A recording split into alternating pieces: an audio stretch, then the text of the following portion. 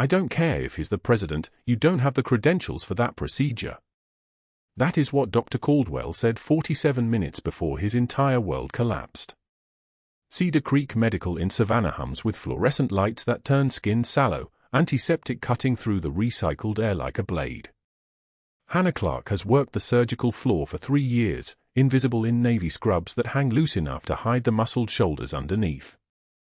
Her movements are economical and precise, every gesture earned through 12 years of training the military doesn't advertise. She keeps a tarnished challenge coin in her locker, running her thumb over the worn insignia during breaks, a habit she can't break, the metal warm from the friction of her calloused hands. Her fingers are steady when drawing labs, when inserting for catheters, when holding the hands of patients who won't make it through the night. But there's a faint tremor only when she's alone in the break room, massaging her left shoulder where scar tissue pulls tight, where a bullet that was meant for someone else still echoes through the muscle and bone. The other nurses call her competent but distant. They see a woman in her early 40s who doesn't smile much, who eats lunch alone, who volunteers for the hardest shifts. What they don't see is the way her eyes track exits, the way she counts bodies in a room before sitting down, the way her jaw clenches when anyone raises their voice. They don't see the weight she carries like a second uniform. Dr. Caldwell arrives for morning rounds at 7:15, clipboard raised like a scepter. His white coat is pristine, his watch is a Rolex, and his voice carries across the nurse's station with the particular authority of a man who has never been told no. "Where's the Morrison chart?" His tone suggests incompetence in the asking. Hannah steps forward, chart in hand, movement efficient. "Right here, doctor." He doesn't take it.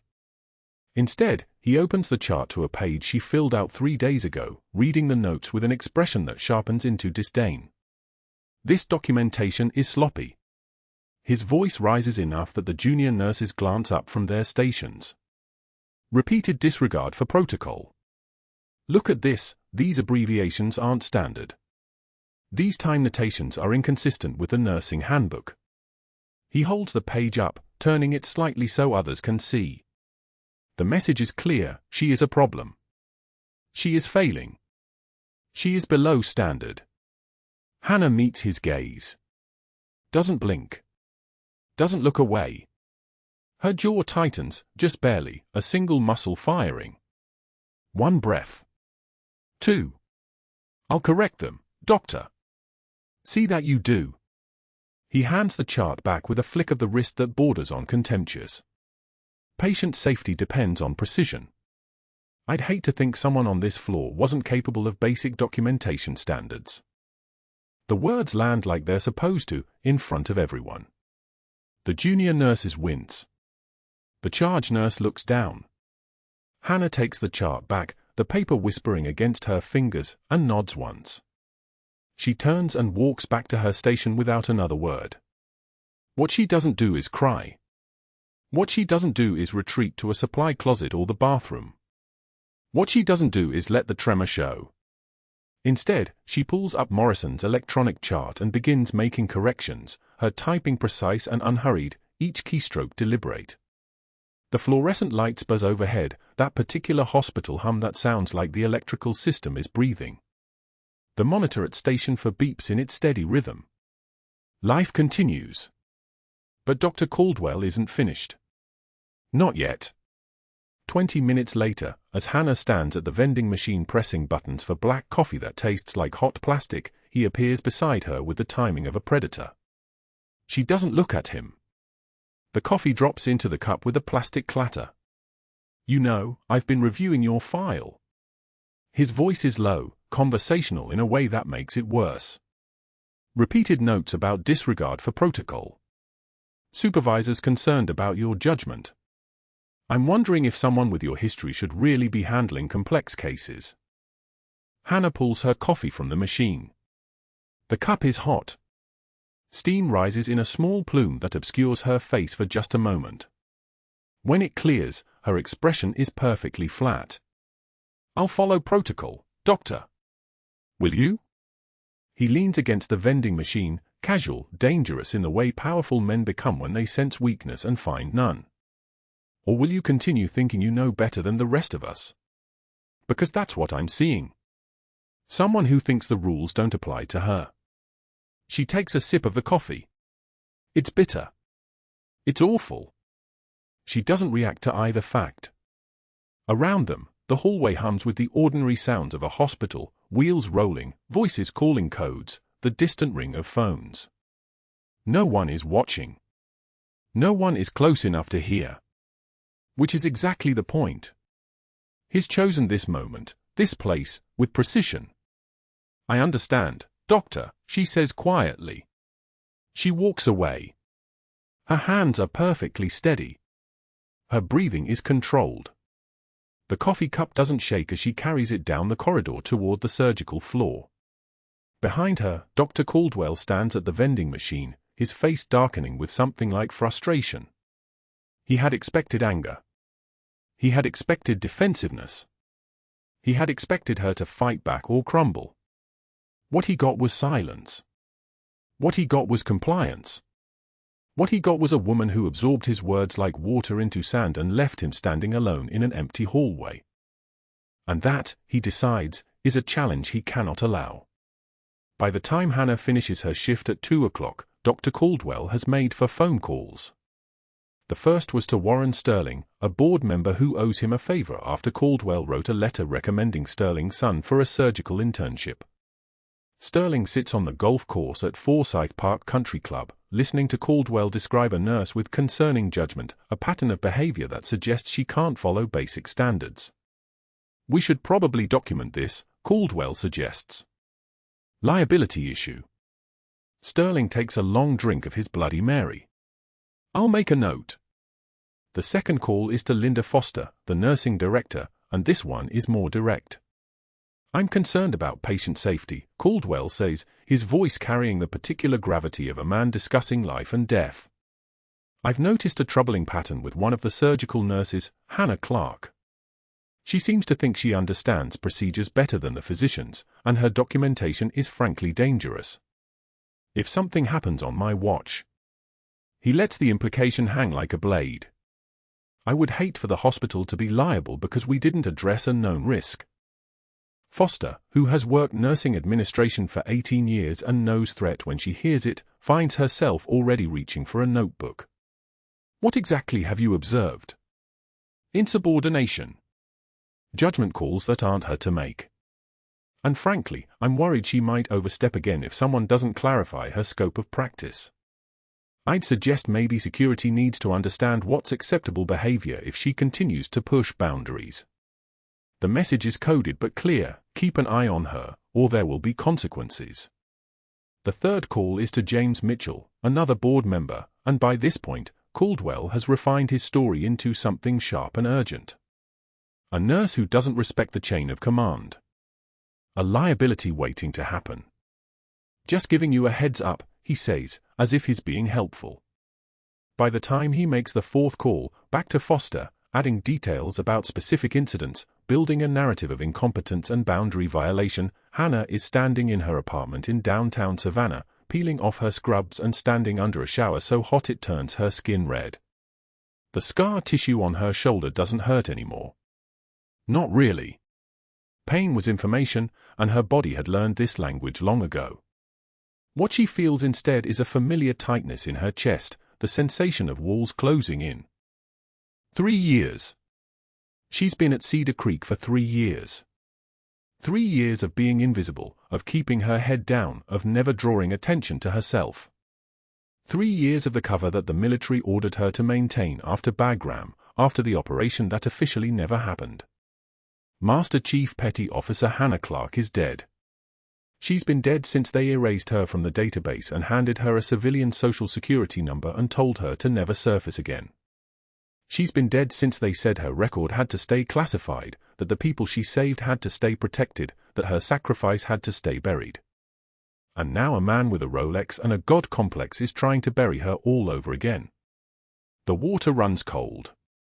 She turns it colder still, stands under the spray until her breathing slows, until her mind quiets back to the place where she doesn't think about Bagram, doesn't think about the 2 Marines who didn't make it out, doesn't think about the bullet hole through her shoulder or the citation she'll never receive or the fact that she's been living under an assumed name for so long she almost forgets it isn't real. The intercom chimes at 2:13 a.m. Hannah sits up in bed, the military reflex kicking in before conscious thought. Something is wrong. Something is urgent. She pulls on a sweatshirt and moves to the door, checking the camera feed. A Savannah police officer. Young. Nervous. She opens the door before he can ring again. Ms. Clarke. His uniform is sharp but his posture is apologetic. I'm sorry for the hour. We received a call about a critical medical situation at Cedar Creek. They're asking if you could come in. The words land without preamble, without build-up. Hannah doesn't ask questions. She doesn't hesitate. She grabs her jacket and her keys and her hospital badge, moving through her apartment with the fluid precision of someone who has practiced emergency mobilization 1,000 times. 7 minutes. That's how long it takes to drive to Cedar Creek Medical in the dark. The ambulance bay is chaos. Red lights strobing. The sound of helicopter rotors thundering above the building, an emergency transfer incoming, major trauma, the particular urgency that comes when the patient is someone important. Hannah moves through the automatic doors and into the surgical ward, already pulling her scrubs from her locker, already pinning her badge to her chest. The charge nurse sees her and waves her directly to Trauma Bay 1. We've got a priority admission, the nurse says rapidly. Multiple gunshot wounds to the thorax, entry and exit wounds, massive hemorrhage, patient in shock. They called you specifically. Hannah stops moving for exactly 1 second. They called me. Command request. Navy SEAL, says he knows you, says he trusts you. His name is Commander Rick Hayes. The blood drains from Hannah's face but her hands don't shake.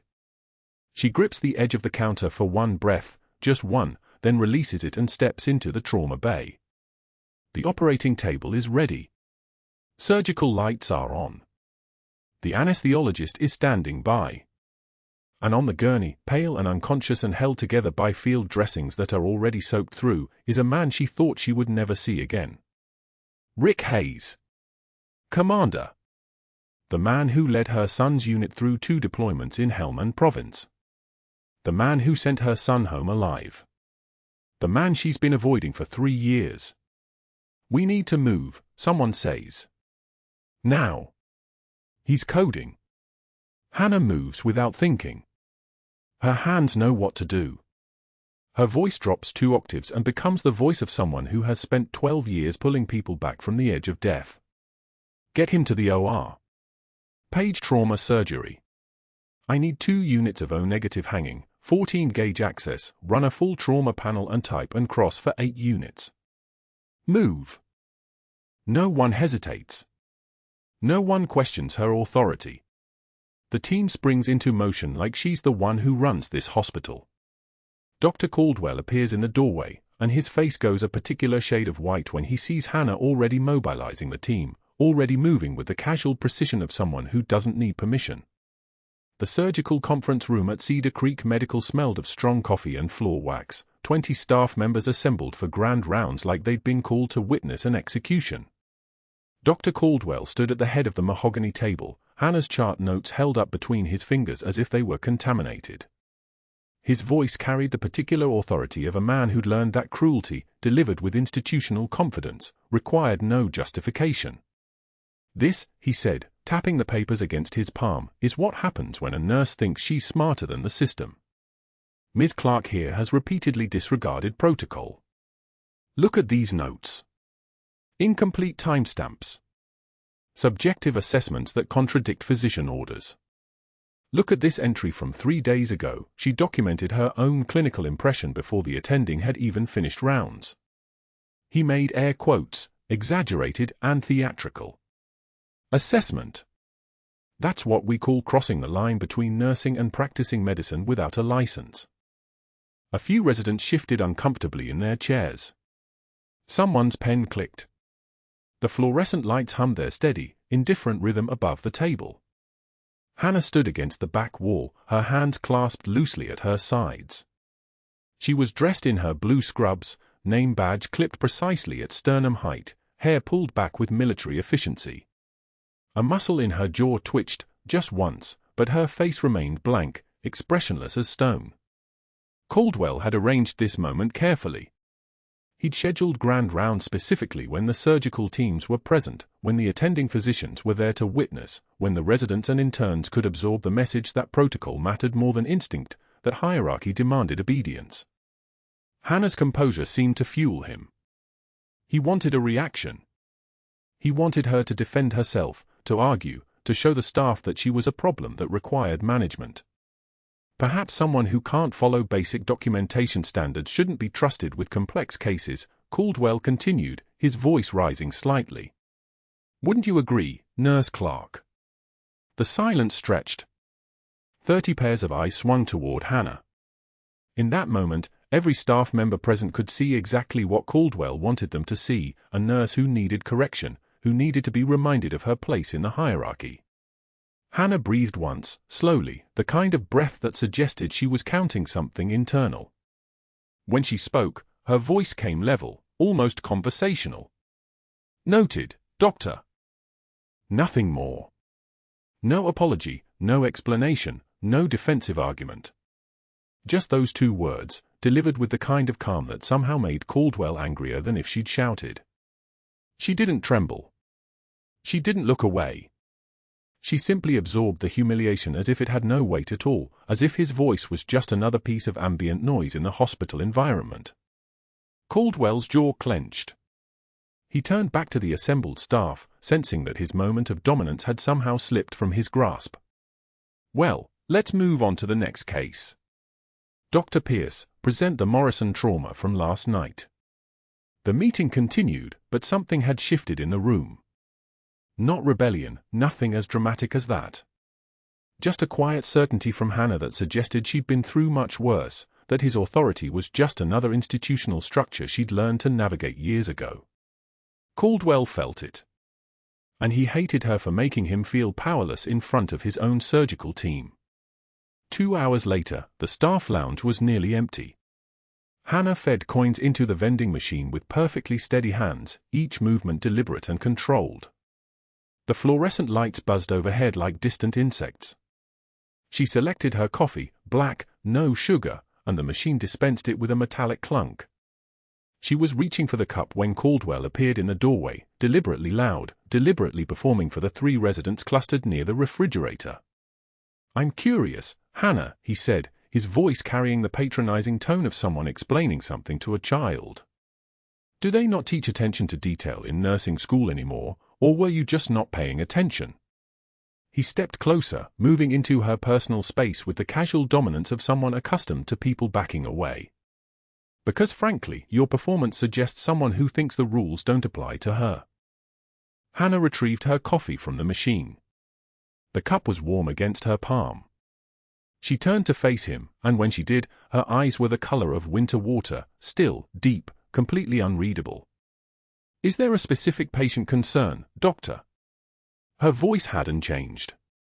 No edge. No defensiveness. Just a professional question delivered to a superior who was, technically, raising a clinical matter. "The concern is you," Caldwell said, and now his voice dropped, became more intimate and therefore more threatening. The residents pretended not to listen, but they were absolutely listening. "I'm watching you, and if I see one more instance of maverick behavior, security will escort you out. Do we understand each other?" Hannah took a sip of her coffee. The warmth spread through her chest. She maintained eye contact for exactly 3 full seconds, long enough for Caldwell to understand that she'd heard him, long enough for him to see that his threat had registered, but short enough that he couldn't read anything resembling fear in her expression. Then she walked past him, her shoulder not quite brushing his, and left the lounge without responding. Caldwell's face flushed a particular shade of crimson. One of the residents actually flinched, sensing the moment when his authority had been subtly, unmistakably rejected. He'd expected submission. He'd expected her to apologize, to promise better performance, to acknowledge his power over her employment. Instead, she'd simply walked away as if he was someone she'd passed on the street. As if he'd never spoken at all. That afternoon, from his office on the 3rd floor, Caldwell made his first call. His fingers found the number for Gerald Morrison, the hospital board president, a man he'd golfed with every Saturday for 6 years. The connection picked up on the second ring. "Jerry, it's Richard. Listen, I'm calling because I have a genuine concern about patient safety, and I think the board needs to be aware." Caldwell's voice carried the weight of institutional concern, the tone of a doctor who'd been forced to report a problem he'd rather not have noticed. "We have a nurse in the surgical department, Hannah Clarke, who's been demonstrating what I can only describe as a pattern of insubordination and dangerous documentation practices. I've documented 3 separate incidents of her overstepping her scope, and frankly, I'm concerned about liability. What if she makes a serious error and the board finds out we ignored warning signs? The malpractice exposure alone could be substantial. I'm bringing it to you because I respect your oversight, and I wanted you to hear it directly from me." The conversation lasted 8 minutes. By the time Caldwell hung up, Gerald Morrison had committed to raising the issue at the next board meeting. That night, Commander Rick Hayes arrived at Cedar Creek Medical on a medevac helicopter. His call sign was Hammer, and he'd led Charlie Platoon of SEAL Team 3 through 17 deployments across Afghanistan, Iraq, and locations that officially didn't exist. He'd trained her son Marcus, had watched the kid develop from a rough-edged 18-year-old into something approaching operational readiness. His chest bore for gunshot wounds from an operation in North Carolina that had gone catastrophically wrong. His blood pressure was 72/40 and dropping. He was crashing, and the trauma surgeon on call was Dr. Caldwell. Hannah saw him from across the ER bay, and she went absolutely still. The equipment continued around her, the paramedics calling out vitals, the nurses beginning their choreographed response to critical trauma, but Hannah herself had frozen in that way that only happens when the past and present collide without warning. She recognized his face from the photos Marcus kept on his bedroom nightstand, the official Navy portrait from his command jacket, the casual selfies from deployment with her son's arm slung around his shoulders. She knew his unit insignia, the specific configuration of his gear, the way his hair was cut short enough to be military but long enough to suggest someone who'd stopped caring about regulations. This was her son's commanding officer. This was the man who sent Marcus into the darkness. This was the man who brought him back alive. So far. "Get him to Trauma Bay 1, the lead paramedic called. GCS of 8, compound entry wounds, bilateral chest, massive hemorrhage, control in place with direct pressure."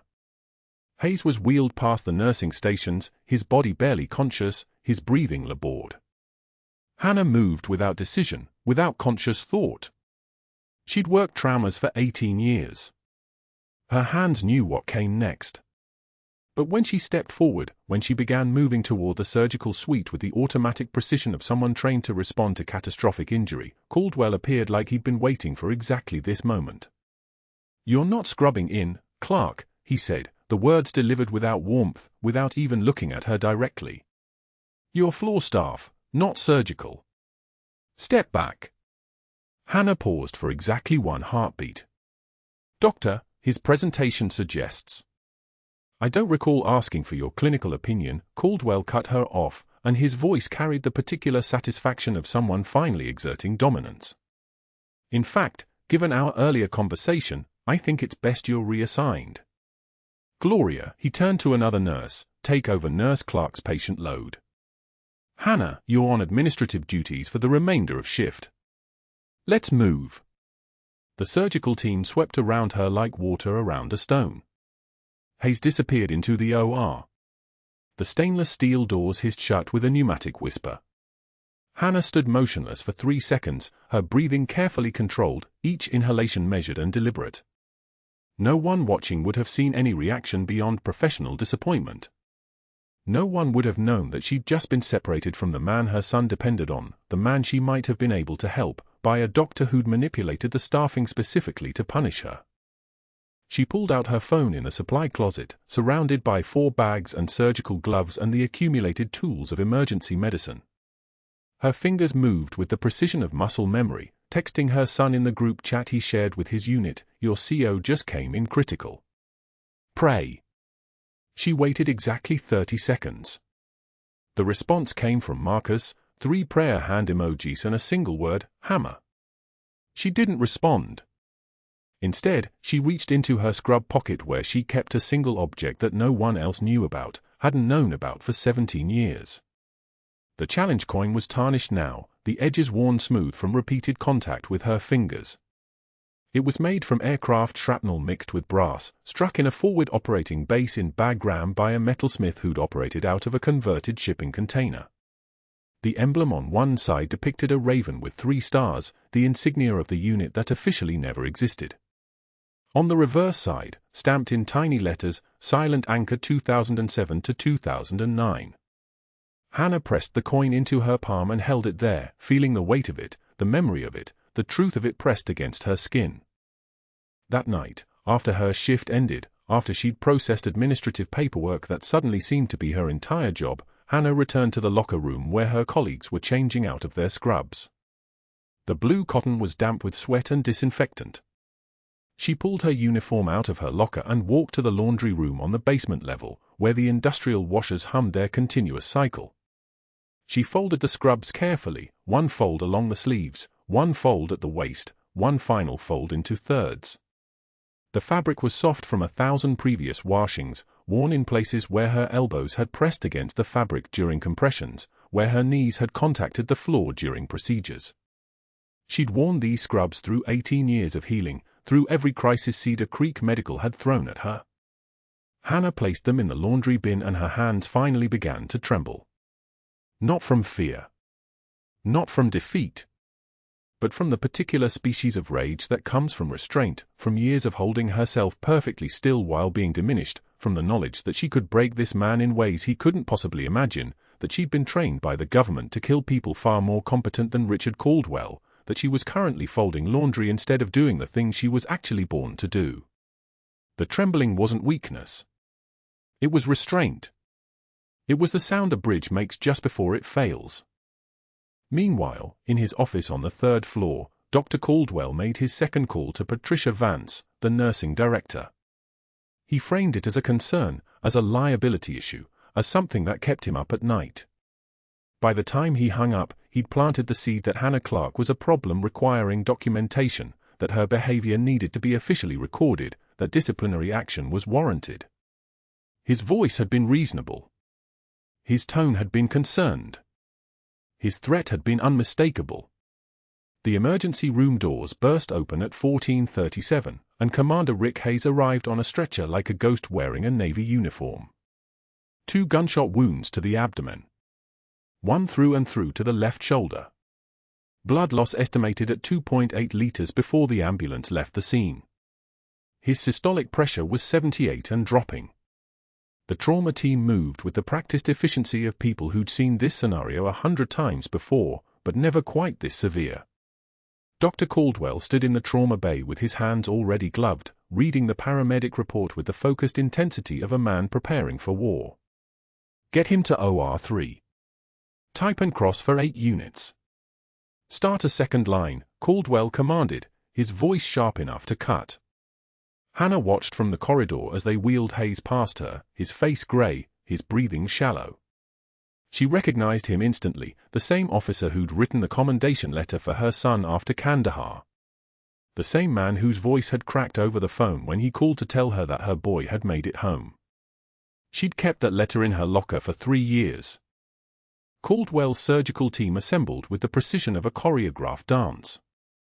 2 residents, a surgical nurse named Martinez who'd been in trauma for 12 years, an anesthesiologist named Dr. Park who'd worked every critical case this hospital had thrown at him. They wheeled Hayes into OR 3 at 14:42, and the anesthesia team was already working the tubes, securing the airway, pushing sedation. Caldwell stood at the sterile field with a scalpel in his right hand, and for just a moment, Hannah caught his eye through the observation window. He saw her standing there. He didn't nod. He didn't acknowledge her. He simply turned back to the open abdomen before him and began his incision with the confidence of a man who'd never been questioned in surgery. The fluorescent lights hummed their electric song. The monitors beeped their steady rhythm. Everything was under control. Everything was exactly as it should be. But Hayes's vitals told a different story. His heart rate climbed to 142 within the first minute of the incision. His systolic pressure, despite 2 liters of packed red blood cells, continued its slow descent toward the precipice where patient stopped waking up. Caldwell's jaw tightened as he worked deeper into the abdomen, searching for the source of the bleeding. 1 gunshot wound to the small intestine, manageable. The other had nicked the superior mesenteric artery. Not manageable. Not without precision. Not without time. And Hayes's body was hemorrhaging away every second Caldwell didn't have. Pressure's dropping again, Dr. Park called out, his voice tight. BP 62/38. Heart rate 156. Caldwell didn't look up.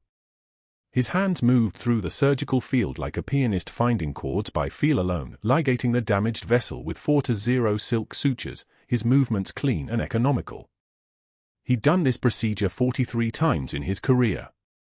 43 times, he'd saved the patient. 42 times. The math didn't comfort him.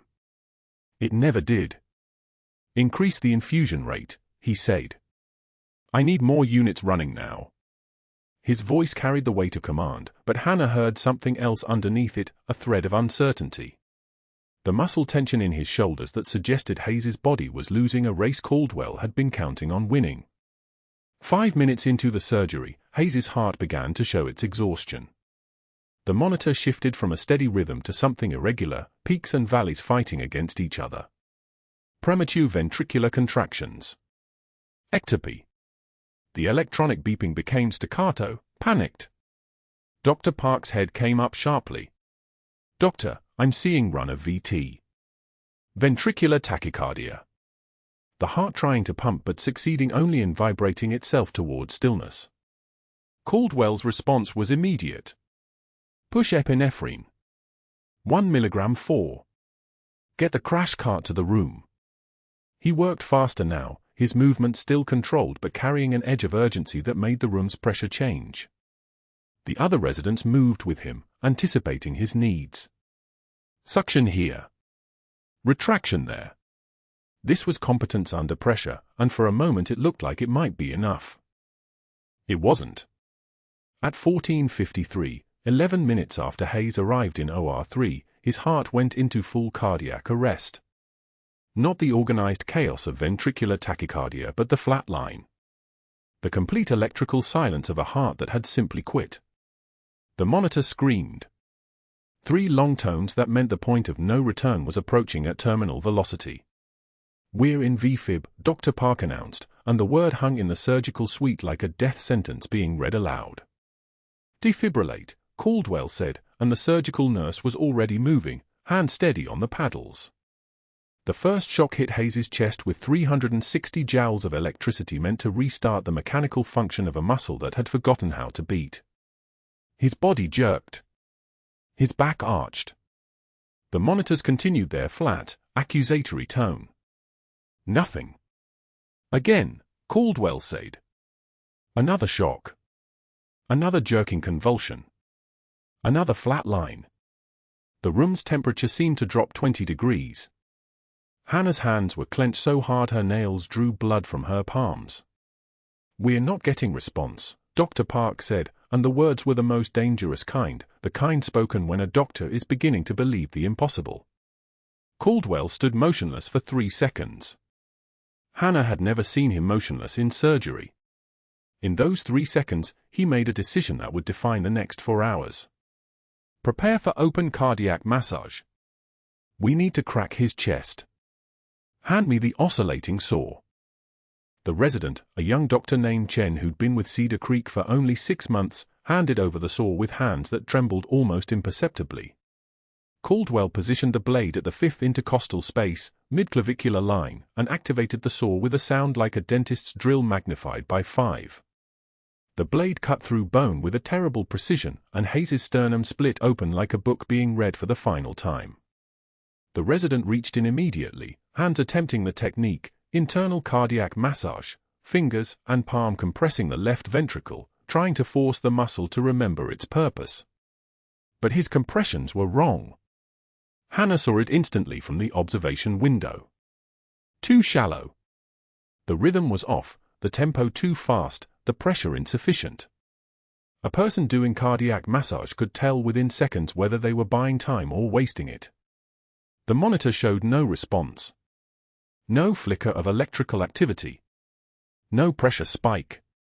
Just flat line, relentless and patient, waiting for Caldwell to admit defeat. 30 seconds elapsed. 60. 90. The resident's face was red now, sweat dripping onto Hayes's exposed thorax, his shoulders heaving with the effort of trying to compress a heart manually while his mind screamed that he was failing. A minute and 45 seconds of cardiac arrest. The brain damage at that point was already catastrophic. Caldwell knew it. Every person in that OR knew it. The senior resident whispered something under his breath that might have been a prayer or might have been a curse. That was the moment Hannah moved. She'd been standing at the observation window, watching the incompetence unfold like a tragedy in real time, her hands pressed against the glass hard enough that her fingertips were white. She'd changed into surgical scrubs 12 minutes earlier. The moment Hayes's pressure began to drop, she'd moved with the certainty of someone who'd made the same decision 1,000 times before. She'd gone to an empty sink, scrubbed in with the mechanical precision of muscle memory, used the surgical suite that Caldwell had deliberately assigned to a different patient, and now she was moving toward OR3 before her conscious mind had finished arguing with her training. The OR doors opened. Caldwell's head came up. Absolutely not. You are not authorized to be in this suite, and you will exit immediately. Hannah was already gloved.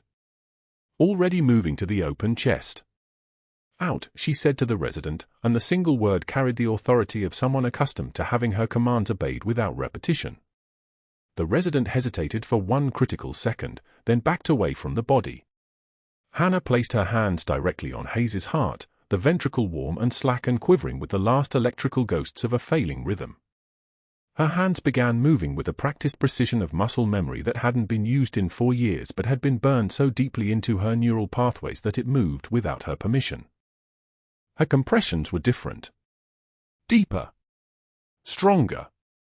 The rhythm found itself instantly, the cadence of a woman who'd performed this exact procedure in a field hospital outside Jalabad with rounds hitting the building around her. The compressions drove blood through Hayes's arterial system with each beat, and the monitor flickered. Once. Twice. A blip that might have been nothing. Might have been everything. His rhythm is responding, Dr. Park said, and his voice carried the shock of resurrection. I'm seeing electrical activity. Sinus rhythm returning. Caldwell stared at Hannah's hands moving inside the chest cavity, at the competence flowing through her as naturally as breathing, and Hannah saw the moment his mind began recalculating everything he believed about her file. His mouth opened. His hands started to move. But the monitor was steadying now, the beeps becoming regular, Hayes's oxygen saturation climbing as his heart remembered how to pump blood to his brain. 14:56, for minutes and 3 seconds of cardiac arrest. Not optimal. Not survivable in most cases. But moving toward survivable nonetheless. Do you want him to live or not? Hannah's voice was completely calm, completely level, the voice of someone making a statement rather than asking a question. Her hands never hesitated. Caldwell made a calculation. He was looking at his surgery. He was looking at a patient he'd likely lost. He was looking at a woman with hands steady as surgical lasers who'd just walked through a door she had no authority to open. He could fight her. He could have security escort her out. He could maintain the institutional hierarchy that made him the authority in this room. Or he could let her work and see if Hayes had any chance at all of surviving the next 4 hours. Fine, Caldwell said, and the word came out like a surrender. But this conversation isn't over. He turned back to the abdomen, but his hands were different now, less certain. He moved with the diminished authority of a man who'd just been shown a skill level that didn't exist in his understanding of the world. Continue. Let's get him stabilized. We need the heart function as strong as possible before we consider stopping compressions. Hannah didn't acknowledge him. Her hands had already moved to their second rhythm, the deeper compressions that pushed blood all the way to the extremities, and Hayes's color was changing now, from gray to something approaching pink. His pressure was climbing. His oxygen saturation, which had dropped to 47%, was moving back toward acceptable numbers. 55, 63, 71. The monitors found their steady beeping again, and the room's temperature began to normalize. But as soon as Caldwell was certain Hayes was stable enough to survive the next 30 minutes, he was already pulling out his phone. He stepped into the hallway outside OR3, his gloved hands peeling away from the surgical field, and dialed a number he'd kept in his contacts for exactly this kind of situation. "It's Caldwell. I need a complete background check on Hannah Clarke. Everything. High school back to whatever government databases you can access. And I need it in the next 4 hours." He listened to the response, then added, "I don't care what the cost is. I need to know who this woman is and why her file doesn't match what I just saw her do." The operative he'd hired specialized in finding problems that most people missed. Finding discrepancies. Finding the truth buried under official versions of the truth. He'd used them twice before, once to verify a resident's credentials and once to confirm his suspicions about a nurse who'd been stealing fentanyl. They had contacts. They had access. They had the kind of network that made official records negotiable. Inside OR3, Hannah's hands never stopped moving. Her hands went in. The resident froze. The anesthesiologist froze. Everyone froze except Hannah, who shoved past the trembling surgical tech with a movement so fluid it looked like the air had simply parted for her. Dr. Caldwell watched from the observation gallery above, his face darkening as he realized what was happening. The nurse he'd ordered removed from the case was now performing open cardiac massage through an anterolateral thoracotomy with her hands literally inside Commander Hayes' chest cavity. She didn't ask permission. Didn't explain. Didn't acknowledge the stunned silence that fell across the operating room like a power cut. Her hands found the flaccid heart muscle, cold, unresponsive, a fist-sized failure, and began the steady, deliberate compressions that only someone trained in trauma surgery could execute. 1, 2, 3. The rhythm was perfect. Military perfect. The kind of perfect that came from having done this before on a hot landing zone with rounds punching through the fuselage around you. The cardiac monitor had been flatline for 47 seconds. 47 seconds was the edge of irreversible brain damage. 48 seconds and you were saving a vegetable. Hannah's hands moved like a surgeon's, like a pianist's, like they'd been trained for exactly this moment by people who didn't have names in official records. Compressions. Release. Compressions. Release. Oxygenated blood began moving through Commander Hayes' body again because her hands were doing what his heart had surrendered to do. "We need to intubate," someone said. A whisper, really? A question. "Already done," Hannah said without looking up. "Epi?" 1 milligram 4, pushed, the anesthesiologist answered, her voice uncertain but compliant. The monitor twitched. A blip. Then another. Not rhythm yet, just electrical noise, the heart considering its options, thinking about firing again. Hannah didn't change her pace. Her shoulders were already beginning to burn, sweat running down her temples despite the surgical cap, her arms feeling the peculiar heaviness that came from 45 seconds of full-power chest compressions. Her biceps screamed. Her forearms cramped. The intricate muscles of her hands, muscles with names most surgeons never learned, began their slow transition from fresh strength to something rawer, something that ran on pure reflex and the kind of muscle memory that transcended conscious thought. 30 minutes passed. Then 40. At the 45-minute mark, one of the senior surgical nurses leaned forward. "I can take over." Hannah shook her head. A small, controlled movement. Her hands never broke rhythm. "Your arms must be," the nurse tried again. "No. Not a request. Not a question. A command." The hospital's chief of surgery, Dr. Patricia Webb, stood at the edge of the operating field watching Hannah's hands with an expression that looked like someone watching a ghost perform surgery. Webb had trained at Johns Hopkins. She'd seen the best surgeons in the world operate. She'd never seen direct cardiac massage performed with this kind of precision, not mechanical, not urgent, but measured and expert, like Hannah had done this 10,000 times before. 55 minutes. The monitor was starting to show something now. Random spikes of electrical activity. The heart was waking up, considering. "Let me relieve you," one of the surgical residents said, moving forward with his own gloved hands. He was a good resident, competent, trained. He was also 26 years old and had never held a human heart. Hannah was still working, still maintaining compression depth and rate with the accuracy of a metronome. "Stay back." "But your forearms." "Stay back." The room went quiet except for the hiss of the ventilator, the electronic beeping of monitors, the barely audible squelch of her gloved hands working inside the open chest cavity. Sweat dripped now.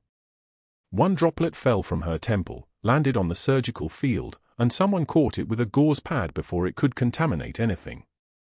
No one mentioned it. No one asked if she needed a break. Something in her bearing had shifted. She no longer looked like a nurse in a surgical team. She looked like the only person in the room qualified to keep a man alive. 68 minutes. The cardiac monitor started showing organized rhythm. Actual organized rhythm, not fibrillation, not chaos. A pattern. A heartbeat trying to remember how to be a heartbeat. Sinus rhythm, someone whispered. The monitor confirmed it, a baseline, a peak, a valley, then another baseline. The heart was remembering. The heart was waking up. The heart was choosing to live. 83 minutes. The rhythm strengthened. Rate climbing from 40 beats per minute to 60 to 80. Color beginning to return to the skin. Perfusion improving. The body remembering how to function without external intervention. At 97 minutes, Hannah slowly, carefully withdrew her hands. The heart kept beating. She stood there for a moment, her hands still positioned inside the chest cavity, feeling the steady pulse of Commander Hayes's returning heartbeat against her palms. Then she stepped back. Someone else closed the chest. The team moved through the final closure procedures with the quiet reverence of people who had just watched something impossible. Dr. Caldwell had left the observation gallery at minute 72. For hours and 11 minutes total. That's what the surgical log would say later when they reviewed the case. For hours and 11 minutes of unbroken direct cardiac massage. No relief. No rotation. No mercy. Just Hannah and the fundamental physics of keeping a human heart pumping when it had decided to quit. In the scrub room afterward, Hannah turned on the water, hot, almost scalding, and began washing blood away. The crimson swirled down the drain in patterns that looked like a time-lapse of an explosion. Her hands, when the blood cleared, were shaking for the first time all day. The trembling started in her fingers, moved through her palms, traveled up through her wrists and forearms. The adrenaline was crashing. The restraint was shattering. She gripped the edge of the sink. Held it until the shaking stopped. Her reflection in the mirror showed a woman who looked like she'd survived a car accident. Mascara smudged. Surgical cap damp with sweat. Eyes with that hollow look that came from running on pure emergency protocols for almost 2 hours. She steadied her breathing. In through the nose. Out through the mouth. The way she'd been trained to do it, back in a time and place that officially didn't exist. She changed out of her surgical gear, hung everything properly, and stepped out into the hallway at 11:02 a.m. Dr. Caldwell was waiting for her at the nurse's station with 2 security guards flanking him like sentinels. He was holding a manila folder with termination of employment printed on the cover in official hospital letterhead. His face was calm, but his jaw was working the way it worked when he was angry and trying to hide it. "Hannah Clarke," he said, loud enough that 3 nurses at the far end of the station looked up from their computers. "Your employment is terminated effective immediately for unauthorized surgical intervention, falsification of credentials, and insubordination." She looked at him without expression. Her hands had stopped shaking. Her voice, when it came, was level and professional. Commander Hayes would have died. "I don't care if he's the president. Caldwell's voice didn't rise, but it sharpened like a blade. You don't have the credentials for that procedure, and I've already confirmed with the Navy that no Hannah Clarke appears in their personnel database. The room felt like it was tilting. But Hannah's face remained blank. Completely blank. The kind of blank that comes from decades of training in how to absorb information that wants to destroy you without showing a single crack. She tried one more time. He's my son's commanding officer. I had to. Enough lies. Caldwell cut her off, his voice dropping to something colder. The board has reviewed your case. You're done here. He extended the folder. When Hannah didn't immediately take it, one of the security guards reached out and placed it in her hands. The paper was still warm from the office printer. Security will escort you to collect your personal belongings, Caldwell continued. You'll return your ID badge and hospital credentials. You'll sign the non-disclosure agreement before you leave. And you'll understand that if you mention this hospital, this patient, or this case to anyone, we will pursue legal action. Hannah looked down at the termination papers. Master Chief Petty Officer Hannah Clarke had been fired from a civilian nursing job. The irony was so complete, so geometrically perfect, that she almost laughed. But she didn't. She just held the papers and let the guards escort her to the locker room like a criminal being removed from a bank. That night, after the sun had set and the hospital had shifted into its quieter rhythm, Hannah returned to Cedar Creek Medical using the employee badge that hadn't been deactivated yet. She'd kept her surgical scrubs in the employee laundry room, blue cotton, worn soft from hundreds of industrial washings. She retrieved them from her locker and walked down the basement corridor to the laundry facility, her footsteps echoing off the concrete like a funeral march. The laundry room was empty. Fluorescent lights hummed overhead, casting everything in pale, disinfected white. Hannah pulled the scrubs from her locker and began folding them with the precision of a person who had spent her entire adult life making order from chaos. Hospital corners. Exact thirds. The kind of fold that would hold indefinitely. She placed them in the return bin, watching the blue fabric settle on top of the other discarded uniforms. Her hands were shaking again. Not from physical exhaustion this time, but from something deeper. Something like the recognition that she had just been erased for the second time in her life, first by the military after Bagram, and now by a man who couldn't see what was standing right in front of him. She stood in that empty laundry room for 5 minutes, hands pressed against the edge of the bin, and let herself feel the weight of it all. Then she turned, walked back up the stairs, and stepped out into a Savannah night that didn't know who she was, didn't care what she could do, and wouldn't hesitate to destroy her again if given the chance. She'd survived worse. But as she walked to her car, the tarnished military challenge coin in her jacket pocket pressed against her ribs like a secret that wanted to get out. The parking lot was empty except for her car and the rain hammering the asphalt like applause nobody wanted to hear. Hannah sat in the driver's seat for 11 minutes without starting the engine, her hands gripping the steering wheel, the tarnished challenge coin pressing against her ribs through the fabric of her jacket pocket. The coin had weight that had nothing to do with its metal composition. 7 years she'd carried it. 7 years it had been someone else's anchor while she existed in the margins of a life that wasn't quite living. Her phone buzzed at 6:38 a.m. the next morning. Text from Cedar Creek Medical's HR department. Report to Director Morrison's office. 9 a.m. Mandatory. She knew what this was. Caldwell had been working the phones all night. She could smell the institutional machinery moving against her the way other people smelled approaching weather. 23 years in the military teaches you to recognize when someone's activating their network. The phone calls had started the moment Hayes's rhythm stabilized on the monitor. She'd seen Caldwell's face in the surgical gallery, seen him calculating, seen him step into the hallway with his own phone to his ear before the patient even made it to recovery. At 8:42 a.m., Dr. Caldwell sat in the Cedar Creek Medical boardroom across from the hospital's board president, Gerald Whitmore, who was still wearing his golf shirt despite the early hour. Caldwell had called him on the 16th hole. "Gerald, I need to discuss a serious liability situation that developed during the Hayes case." Whitmore had listened for 40 seconds before saying, "Come by before staff meeting." That was all the opening Caldwell needed. The nurse, Hannah Clarke, performed a procedure she's not qualified for, Caldwell said, spreading printouts across the mahogany table. Direct cardiac massage. Unauthorized. Unprecedented skill level that doesn't match her CV.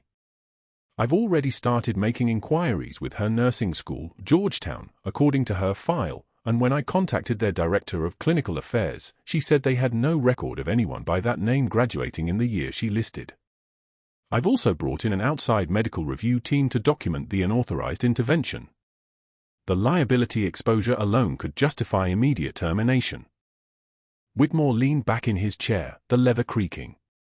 You're confident about this? I contacted Naval Personnel Command myself, Caldwell said. I was thorough. I explained we had a patient who was a Navy SEAL and wanted to verify his requesting nurse's military background. The response was clear: no Hannah Clarke in any Navy database. Not active, not retired, not discharged. The woman doesn't officially exist in military records.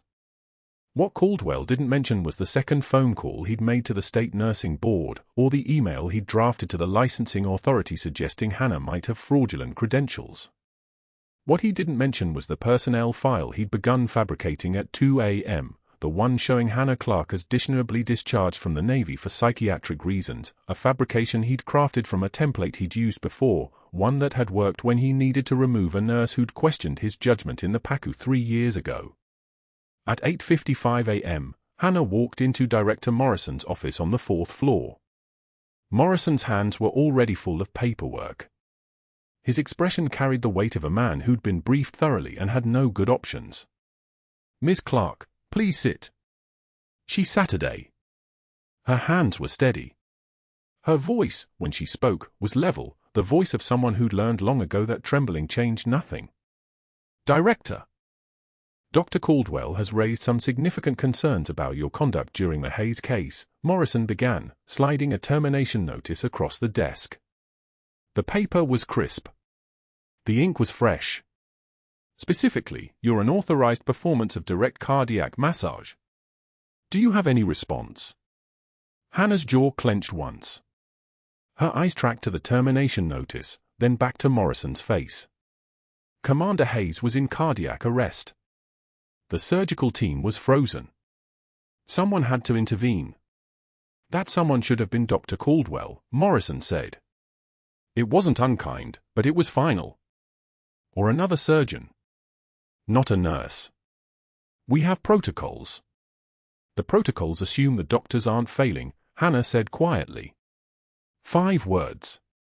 Each one a knife that cut without drawing blood. They were. Morrison shifted. His discomfort was obvious. Additionally, Dr. Caldwell has informed me that he contacted Naval Personnel Command regarding your background. He says there's no record of you serving. Hannah, are your credentials actually what you've represented? The room went still. The fluorescent lights hummed their mechanical song.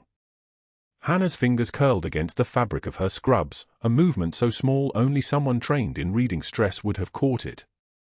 I cannot discuss that, she said. 8 words. Each one was a wall. Behind it, behind the classified orders and the redacted files and the operation that officially never happened, lay the truth. Behind it lay Bagram and the night that had ended with a government decision that Master Chief Petty Officer Hannah Clarke would cease to exist in any official capacity, that her records would be expunged, that the wound she'd taken meant she'd taken an oath of silence that superseded every other loyalty. My military service, if any, is classified. I'm certain Dr. Caldwell's inquiry with the Navy would have made that clear to them. But it hadn't. Because Caldwell had used the wrong channels, had claimed the Navy SEAL as the source rather than the hospital, had triggered a security review that had raised flags in 3 different systems. And those flags had been buried in classified channels before they reached Caldwell's eager hands, leaving him with nothing but the certainty of absence. No record meant no record, and Caldwell had filled that void with assumption. I'm placing you on immediate suspension pending an external investigation, Morrison said. The document slid further across the desk. Her access badge. Her parking pass. Your shift is over. Please surrender your hospital credentials to security on your way out. Hannah stood. She didn't reach for the paperwork. She didn't argue. She didn't explain. She simply stood, and that composure, that absolute refusal to fracture, was what frightened Morrison most. This was not a woman collapsing under pressure. This was a woman stepping away from something the way a soldier steps away from a detonated IED. "I understand," she said, and left. But that wasn't the worst part. That same morning, at 11:23 a.m., Dr. Caldwell was in his office when his computer chimed with an incoming email from an FBI field office in Savannah with a subject line that made his stomach stop: falsification of federal records, urgent. The email was copied to the Department of Defense, the Naval Criminal Investigative Service, and someone listed only as a JSOC administrative liaison. It contained screenshots of the personnel file Caldwell had sent to the board the night before, the fabricated discharge document, the fraudulent Navy SEAL he'd copied from the internet, the testimony he'd invented about psychiatric unfitness.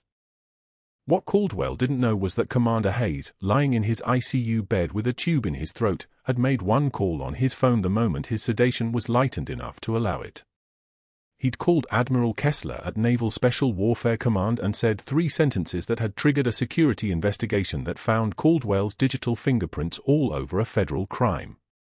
Caldwell's door opened without a knock. Director Morrison entered, and behind him came a woman in a dark suit with federal credentials displayed. "Dr. Caldwell, this is Special Agent Reynolds from the FBI. She needs to speak with you regarding your conduct in the Hannah Clarke investigation." Caldwell's face went white. "I was simply protecting the hospital from liability." "You were committing federal fraud," Reynolds said, her voice carrying the flat precision of someone who'd read his emails and already knew everything. "Fabricating military personnel records. Falsifying documents with official seals. Interfering with a classified military investigation. That's 18 U.S.C. Section 1519, falsification of federal records. We'll be obtaining a warrant for your work computer and your home devices within the hour." The room tilted slightly. Caldwell gripped his desk. "I don't understand." "The Navy confirmed." "The Navy confirmed nothing because you're not authorized to contact the Navy about classified military personnel," Reynolds said. "That confirmation you claim to have received doesn't exist. What does exist is a security breach in 3 naval systems and a director of trauma surgery who fabricated evidence to justify terminating the wrong person." She cuffed him there, in his own office, with his staff watching through the glass walls. The perp walk through Cedar Creek Medical's corridors took for minutes. For minutes past nurses who'd seen him humiliate Hannah Clarke. For minutes past surgical techs who'd watched him fail when it mattered. For minutes past patients in rooms who didn't know why federal agents were escorting a doctor in handcuffs toward the lobby, but they sensed something they'd recognize later, the specific quiet that follows when someone's world stops. By noon, the story had moved to the local news.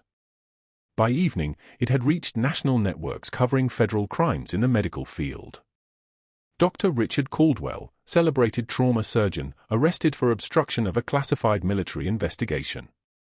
The irony was that the classified investigation was Hannah's, but nobody could say that yet, not until the government decided what it wanted to be public and what it wanted to remain buried. Hannah had already stopped answering her phone. She'd gone home, changed out of her scrubs, and sat on her front porch watching the rain with the tarnished challenge coin in her hand. The metal was cool against her palm. On one side, barely visible now, was the emblem of the 75th Ranger Regiment. On the other, initials someone had scratched into it 7 years ago, R.H. Rick Hayes. She'd given it to him in Bagram the night before the operation went wrong, the night before she'd taken a bullet that should have killed her or at least ended her career, the night before the government had decided it was easier to erase her than explain her. The coin pressed into her palm like a question she couldn't answer out loud. Her phone buzzed. A text from her son Marcus: "Mom, they're saying Dr. Caldwell got arrested for something with the military. Channel 7 is reporting he faked Navy records. They're not saying why. But it has to be about you." She didn't respond. She couldn't. Not yet. Not until the classified channels had their say, not until the government that had erased her decided whether it was ready to acknowledge her again. She sat on her porch and held the challenge coin and waited for the official truth to catch up to what she'd always known, that some people spend their whole lives trying to hide who they are, and some people spend their whole lives trying to prove they ever existed at all. Like and subscribe if you love stories about people who've been underestimated. Comment below if you've ever had someone doubt you and you proved them wrong. Let's get back to it.